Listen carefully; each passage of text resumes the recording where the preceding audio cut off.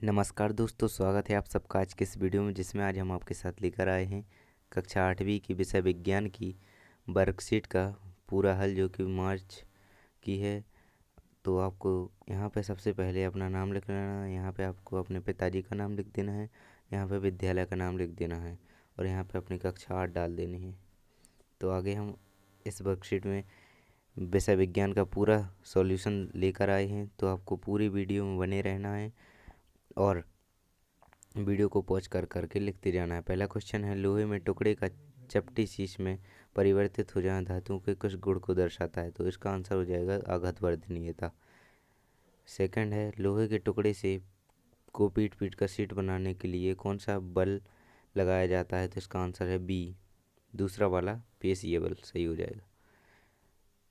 दूसरा क्वेश्चन है, जिसमें अमीबा का चित्र बना हुआ है, कुछ इस प्रकार से आपकी वर्कशीट में भी बना होगा। तो इसके कुछ क्वेश्चन हैं, उनके आंसर हम देखते हैं।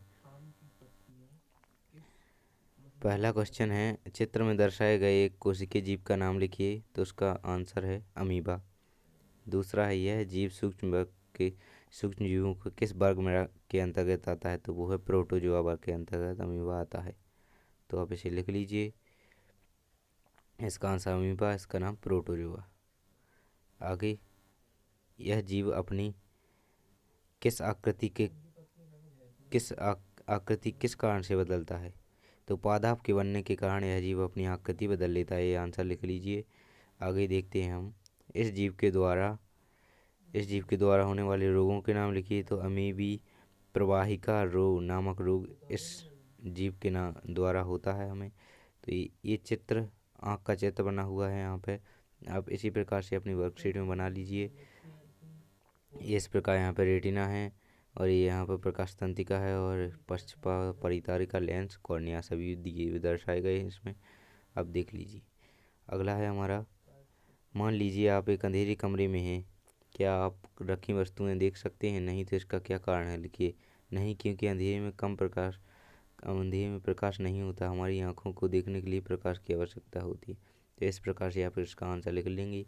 आगे हम देखते हैं सा वाला राशि का, यदि प्रकाश की समांतर किरण पुंज निम्नलिखित वस्तुओं से टकराए तो उसमें नियमित परावर्तन होगा या विसरित। तो आपको इस प्रकार से लिखते हैं, लकड़ी की मेज में नियमित परावर्तन होगा, तो और दर्पण में नियमित परावर्तन, गत्ते का पृष्ठ है जो उसमें विसरित परावर्तन होगा, और स्टील की थाली में भी नियमित परावर्तन होगा। आप इनके आंसर अपनी वर्कशीट में इसी प्रकार से लिख लीजिए और जल्दी से जल्दी चैनल को सब्सक्राइब कीजिए, जिससे अगली वर्कशीट का सॉल्यूशन आपको मिल सके। और भी हमारी चैनल पर सभी विषय की वर्कशीट का सॉल्यूशन डल चुका है, तो आप जल्दी से जल्दी उस पर जाके देख लीजिए और वीडियो को लाइक कीजिए। क्वेश्चन 4 में है, कुछ इस प्रकार से चित्र बना हुआ है, विद्युत परिपथ का चित्र बना हुआ है। ये आपकी वर्कशीट में भी बना होगा। तो इसके क्वेश्चंस के आंसर हमें देने हैं। तो पहला क्वेश्चन है हमारा आ वाला, चित्र में दर्शाई गई व्यवस्था बल्ब क्यों नहीं जला है। तो इसके आपको अनुमान लगा के लिखना है कि हो सकता है कि धारा प्रवाहित ना हो रही हो। और सेकंड लिख दिए, बल्ब फ्यूज हो सकता है, परिपथ में तारों का संयोजन ढीला हो। और क्वेश्चन बा है हमारा, आशुद्ध जल विद्युत का चालक बनाने के लिए हम क्या कर सकते हैं। तो इसका आंसर है, अम्ल क्षार और लवणों को जल में घोलने पर आशुद्ध जल को विद्युत का चालक बनाया जा सकता है। क्वेश्चन नंबर इसी का सा है, खेतों में जल देने की दो आधुनिक विधियों का नाम लिखिए। ड्रिप द्वारा, छिड़काव तंत्र द्वारा। तो दो ये विधियाँ हो गई हमारी। क्वेश्चन नंबर 5 है, तो इसमें एक सारणी बनी होगी आपकी वर्कशीट में और कुछ क्वेश्चन है। ये वीणा लिखा हुआ है यहाँ पे, ध्वनि उत्पन्न करने वाला कंपावन मुख्य भाग। तो यानी कि वीणा में किस भाग द्वारा ध्वनि उत्पन्न होती है। तो तार द्वारा, इसमें तनित चमड़ीय झिल्ली द्वारा, इसमें वायु स्तंभ, गिटार में तनित द्वारा, हारमोनियम वायु स्तंभ, जहाज में तनित डोरी। अगला क्वेश्चन क्या है हमारा, अगला क्वेश्चन है, ध्वनि प्रदूषण मनुष्य के लिए किस प्रकार हानिकारक है, अपने शब्दों में लिखिए। तो आपको पता ही होगा कि ध्वनि प्रदूषण से हमें कई प्रकार की समस्याएं होती हैं। तो आपको इस प्रकार से लिख देना है इसमें। ये आंसर सही बिल्कुल लिखा हुआ है। स्वास्थ्य समस्याएं जैसे तनाव, निद्रा उत्पन्न होती है, व्यक्ति की सुनने की क्षमता स्थायी रूप से कम हो जाती है। और क्वेश्चन नंबर 6 में है, बूझों के बारे में लिखा हुआ है। एक दिन बूझों के जूते का दुकान पर गया, वहाँ कई तरह के जूते रखे थे। इसके पढ़ के हमें इसके आंसर देना है। तो पहला क्वेश्चन है हमारा, जूतों के सोल एवं कारों, ट्रकों आदि का टायर खांचेदार क्यों बनाए जाते हैं? तो इसका आंसर कुछ इस प्रकार से आप अपनी वर्कशीट में उतार दीजिए। जूतों के तले एवं कारों, ट्रकों आदि के टायर खांचेदार इसलिए बनाए जाते हैं ताकि जमीन जमीन व जूतों के तले, कारों एवं टायरों के मध्य घर्षण उत्पन्न हो सके। घर्षण है इसका प्रमुख कारण। अगला क्वेश्चन है हमारा बा वाला, जूतों के सोल किस कारण घिस जाते हैं? का घर्षण के कारण। इसका सही आंसर क्या हो जाएगा? घर्षण के कारण हमारे जूतों के तले घिस जाते हैं। क्वेश्चन नंबर 7 है, वाहन के टायर किस पदार्थ से बनाए जाते हैं? इसका सही आंसर हो जाएगा दूसरा वाला, रबड़। आगे हम प्रोजेक्ट कार्य देखेंगे। खंड बा में हमें प्रोजेक्ट कार्य दिया गया है। प्रोजेक्ट कार्य को हम पूरा हल करेंगे और नीचे देखिए इस प्रकार की सारणी आपकी वर्कशीट में बनी होगी, तो आपको उसमें इस प्रकार से लिख देना है। अगला क्वेश्चन है हमारा बी वाला, इसी का वनोन्मूलन से होने वाले 4 दुष्परिणामों की सूची बनाइए। तो पहला है इसमें पृथ्वी पर ताप के स्तर में वृद्धि। तो इसका आंसर इस प्रकार से हो जाएगा,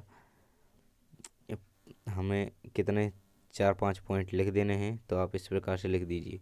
ऑक्सीजन की मात्रा में कमी। और क्वेश्चन नंबर सी क्या कह रहा है, वनोन्मूलन से वन्य जीवों पर क्या प्रभाव पड़ता है, अपने शब्दों में लिखिए। तो ये इस प्रकार से आप लिख दीजिए,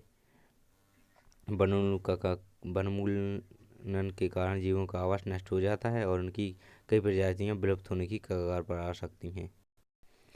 और यहाँ पे आपको अपने अनुसार ही कुछ वन्य प्राणियों के चित्र बना करके चिपका देना है, या ऐसे ही चिपका दीजिए या आप स्वयं अपने हाथ से बना दीजिए।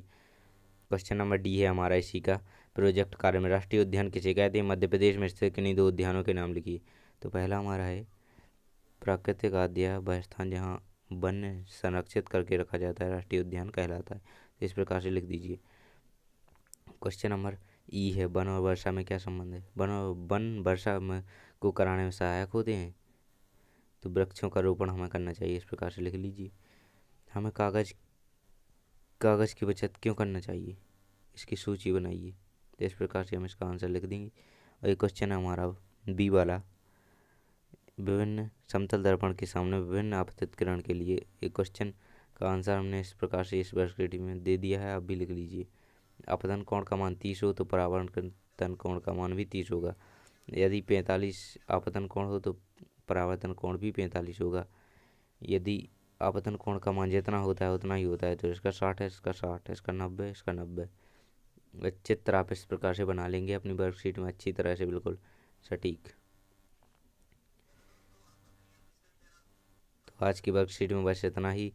मिलते हैं नई वर्कशीट के साथ। जब तक के लिए इस वीडियो को लाइक जल्दी से जल्दी कीजिए और चैनल को सब्सक्राइब करना मत भूलिए और दोस्तों के साथ वीडियो को शेयर कर दीजिए ताकि वह भी इस वीडियो का लाभ ले सकें।